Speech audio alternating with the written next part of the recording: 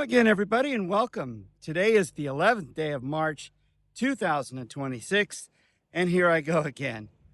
So I'm out here by the test track with the Defender, talking about one of the original reasons that I even came to work for Land Rover. Obviously, I was driving the cars even before Land Rover decided to come back to the United States as a manufacturer. But when they did, they brought in these little test tracks here. And I'm going to go over it today and show you what that's all about. And I'm going to use the Defender 90. This is the 75th anniversary edition here. We kept all these. We didn't sell any of them. Nobody was going to buy them anyway. They were too, for this size car, they were just a little bit too kitted out for the price point. So I don't know. It's kind of impractical. It's more of a fun car. And you were looking, because it had everything on it, you're looking at like 96,400, somewhere around there. $96,400, I think, was the sticker price on this bad boy. So I've driven all 5 of these that we got to the 10,000 mile mark, and then they put them on the used lot. We even put a couple of them. We sent one to auction, and I think we put 1 or 2 of them on Bring a Trailer to liquidate them. But let's go look at this track. So, like I said, I loved Land Rovers even before I started working for them. When they came back to the States as a manufacturer in '93, I believe. So from 1974 to 1987, they were out of the market completely. They came back in '87 with the Range Rover, and then in '93 with the Land Rovers, with the Discoveries, and the Defenders at that time. The old Defender, not this model. But did I get that right? 1974 they left. 1987 they came back with the Range Rover, and 1993 they came back with the Discovery and the Defender. The Defender just for a little bit. 500 long wheelbase that first year, and then I think they did, I don't know, 1,500 short wheelbase for like 4 years after that, skipping 1 year, skipping 1996, I believe. But they put these tracks in, and these tracks were to demonstrate a few things. How much side angle the vehicle could take. It could take more than this, but this makes you feel uncomfortable, just enough for you to get the idea. Also, these turtlebacks, they call them turtlebacks here. It is to demonstrate the articulation of the wheels as far as the suspension goes, but also to show you traction control, because you do lose contact with the ground on these with 2 wheels, but you keep moving forward. The reason why the cars can take such a steep angle, and this has been true since the very beginning of Land Rover, they have aluminum bodies, and so a lot of the real heavy parts of the car, you know, like the frame and the transmission and the engine and stuff like that, they were lower in the car. So a lot of what you see on the car is aluminum and glass. So a lot of the heavy bits are down low, so it gives you a really good center of gravity, low center of gravity. But and then this was to show the approach angle here. But as you can see, they made a slight modification, because as the vehicles got more modern, the fronts were coming down a little bit further. There wasn't as much ground clearance in the front. So that's not with all of the vehicles. That's just with some of them. I've taken Evoque, I've taken Velar over this track, so they will do it. But we did modify that so that we could take those over this track. And then you've got this steep angle here, which we used to demonstrate a few things. One, obviously the car can go up steep angles. That's not a problem. But once you get up there, you can kind of let go of the brake, and the car holds itself up there until you start to proceed again. It doesn't roll back like a lot of cars. And then also the breakover angle. So when you hit that angle there, when you hit like that angle right there, you know, a lot of cars would scrape on the bottom. These don't, partially because they're high, but partially because they have air suspension, which you can lift them up. In the early days, they didn't have the air suspension, but they were high enough to where they would break, break over with a good enough angle that you wouldn't have to worry about it. And then this was for demonstrating, at first for demonstrating the way that the low range would maintain the car's speed going downhill at a very low speed. And then they brought in hill descent control. So that also would demonstrate that as well. But it's fun. I love these things. You know, I know I've talked about this before on this channel, but I am like really heavy into theming. So like, you know, Disneyland or movies that are super themed, you know, like Jurassic Park or Indiana Jones. Like I'm really into that. So this whole thing, you know, with the Land Rovers and the off-road, and some of them even had like the one in Thousand Oaks had like little animals, not real animals, but like, you know, lions and rhinoceros. The rhinoceros wasn't full size, but it had a tiger and a lion that were, you know, they were believable.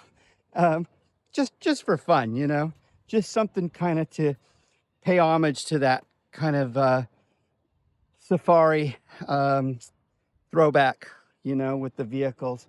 But anyway, that is that is the main reason why I wanted to work for Land Rover. And when I first started working here, sometimes I'd come out in the mornings and just drive this. It's like my favorite thing to do. All right, we got rock crawl program selected, and we are going to set off over the off-road course. The first thing we're going to do is hit the bank here, and this is going to be a slope that is not going to get anywhere near the maximum slope that this car can handle. What are we? We're at 18% slope? Nothing.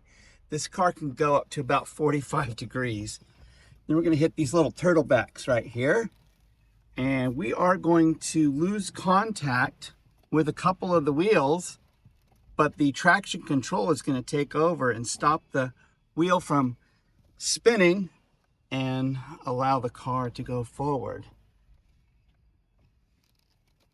Now we're going to go up over this really steep angle here, because all you see is air that way and ground that way, and down with no brakes and no gas, just letting the low range handle everything. 20-degree slope coming down here.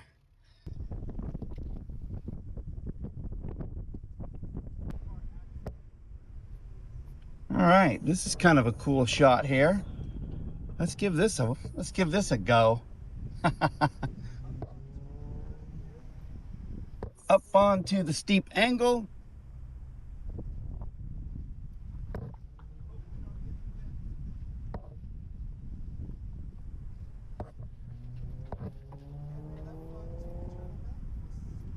Over the turtlebacks.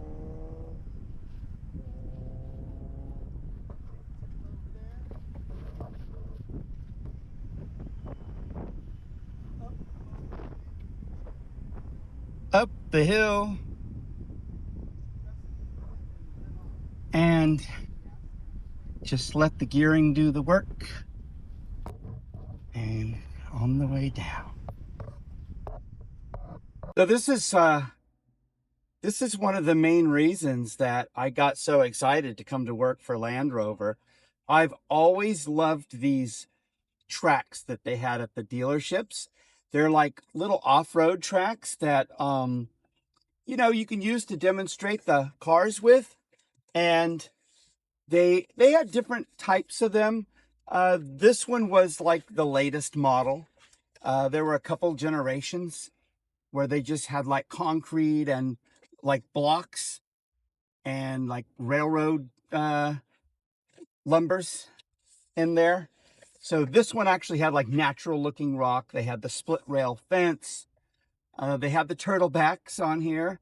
They had kind of the hump up and down, you know, for you to try the traction control and to see the suspension travel, the breakover angle, the hill descent control, all of that stuff, you know.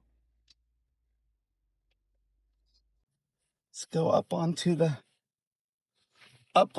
curve here, the little hill. Hope we don't hit the fence.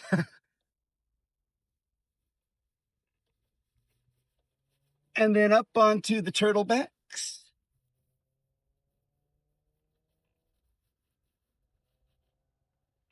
Big tip over there.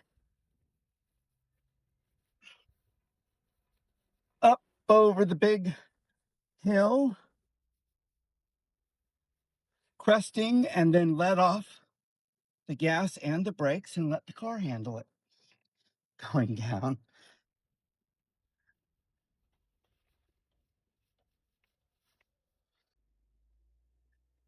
It's a lot of fun. And I used to have I think it might be on this daily channel, YouTube, although I've made them all private now because they belonged to someone else and I'm trying to get monetized here. But I just went and like grabbed a bunch of videos. We used to have a thing called Keep Vid where we could grab the videos off of YouTube. And I don't know, I was just so enamored with the whole off-road track. What did they call them? Test track, rock course, they called them. But it was a requirement for the dealerships to have them. And some of them have huge ones, like Scottsdale probably has the biggest in the country. They probably always have. You know, they have like under, over, they've got water features, they've got all kinds of cool stuff. But we're still one of the dealerships that still have this track, because when they went to the new architecture for the stores, the tracks weren't required. So a lot of the dealers just said, well, I'm not going to give up that space for vehicles, and I'm not going to pay to have it rebuilt. So they didn't do it. There's been a lot of things that they've just been pulling back on. The dealerships look different now, but we still have that kind of, I would say, early generation looking store. So we still had some of those early features, and we kind of got out of having to build the new store. So we kept the track. So I have driven Land Rovers for a long time. My first car I ever had was a Land Rover. My hair's getting all crazy from being out in the wind. And I've taken all of my Rovers on this track. Yeah, there's only one that I didn't take, but I didn't own that one for long, and I only needed it for some body parts and some trim parts or whatever. But it would have gone over the track, no problem. But yeah, it's fun. It's always been, you know, like, it's always been like my favorite part of the dealership. And I don't know, I was kind of sad when I thought we were going to switch over to the new architecture and get away from that. But I don't know, we might have kept the track either way. Who knows? It's still here.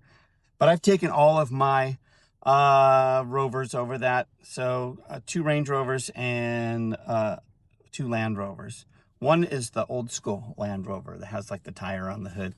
So it's always been a big thing for me. I love it. Maybe I should just do my whole vlog with the track in the background, since I like it so much. All right, I hope you enjoyed this little tour, this little homegrown adventure here. It's something I get to work with whenever I work, and I get to play with it whenever I want, so that's kind of cool. And I don't know, I know I've done talks, you know, sitting out here or walking or watching my daughter fly over that way towards Oxnard Landing, doing her touch and goes and landings over in Oxnard for her pilot training. But I've never gone over the track. I've never really talked about, you know, me being actually here at the dealership. But today I'm here, and I didn't really get to go anywhere. So I figured, what the heck? Let's do a little on-site adventure, as it were. All right. Well, I hope you enjoyed it either way. I will see you tomorrow. And until then, take care.